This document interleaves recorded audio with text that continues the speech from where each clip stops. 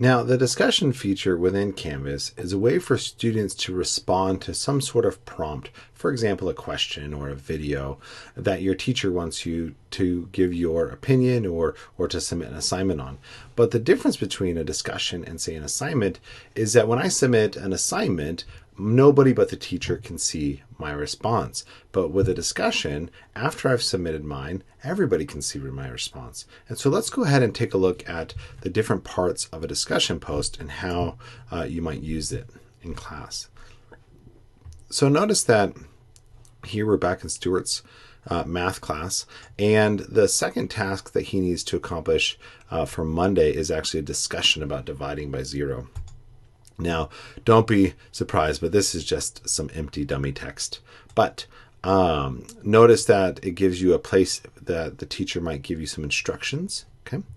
That it might tell you whether or not it's graded or not. So this is graded, okay? We can actually click up here, and if we want to mark all the replies as read because we don't want to it to keep giving us notices, we can do that. And then now let's go ahead and look down here. Now in this example, the teacher has not marked the button that allows it to hide everybody else's response, but that's an option, is that they can make it so that until you respond, you can't see anybody else's response. But here, it does actually show everybody else's response.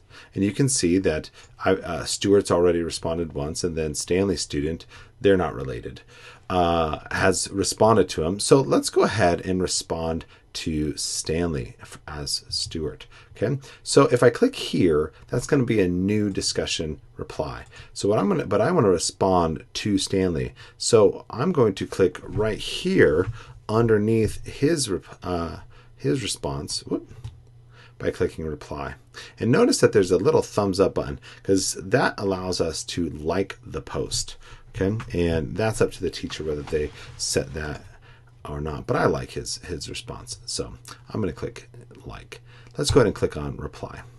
Notice that what happens is the rich content editor pops down, and anytime you see the rich content editor, you have all these different tools that you can use. Most often for like a discussion, you're just going to type text, but if you need to add a document, a file, add a picture or a link, those are all available there. So I'm just going to say, thank you, Stanley, for your encouragement.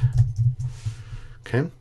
Before we go, notice that there are some other things here that we can attach a file to it by clicking here.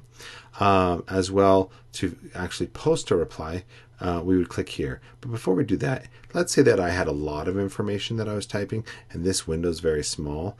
If I hover over this symbol right here and click down, I can actually drag it to be bigger, to just give me a little bit more space. Okay, so let's go ahead and click post reply. And now you see this is what's called a nested reply. Okay, it's kind of like those Russian nesting dolls where one is inside of the other. Okay, and so the first reply, then this one goes under this one, and this one goes under it. Let's go ahead and do one more reply just so that we can see the difference. Okay, this is a standalone reply. And I'm just going to hit post reply. And notice that this one is broken off a little bit. See, because this is like a small discussion, and this is another new discussion, and then somebody can reply to this. Before we go, I want to show you a couple more things. Notice that having the picture to the account, which you've learned to do in one of these lessons, really helps to identify who's the one that is talking, but also the name and what time they posted is right there. If you click on the menu item here, it says go to parent, and what that means, it means it goes to the one that is above it. So here I'm going to say go to parent, and that takes me there. If I say here go to parent, that takes me there, and so on and so forth. But this one, there is no parent, but it does allow me to go to the topic. So I'll click there, and it takes me all the way to the top. That's really helpful when you have 20, 30, 40, 50 replies. If there's a really, really long discussion and everybody's replying well, okay. One last tip here, and that is that you can search for certain authors or entries. So for example, I know that the word correct is there. And so notice that it got rid of all the replies except for the ones that had correct. But if I were to put Stuart, now it's showing anytime Stuart's name is mentioned. Okay, and I'm going to go ahead and delete that. And right here, if it's a really long post, you might click this and it condenses them all, and then click that and it expands them all. If this is a post that you want to make sure you get updates on, okay, you can click this subscribe button and it will let you know if somebody else responds to it, and it'll send you an email. If you don't want that, you just click unsubscribe or subscribe so that it is no longer green and you won't get contacted. Okay, so that's the basics of a discussion post. Discussions aren't always just doing text. For example, a kindergarten or second or third grade class might do a show and tell, and everybody post a picture of your favorite toy or something like that.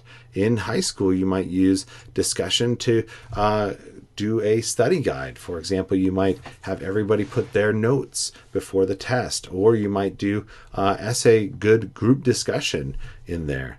It can be used in many, many different ways, and they can be graded or ungraded. Cheers.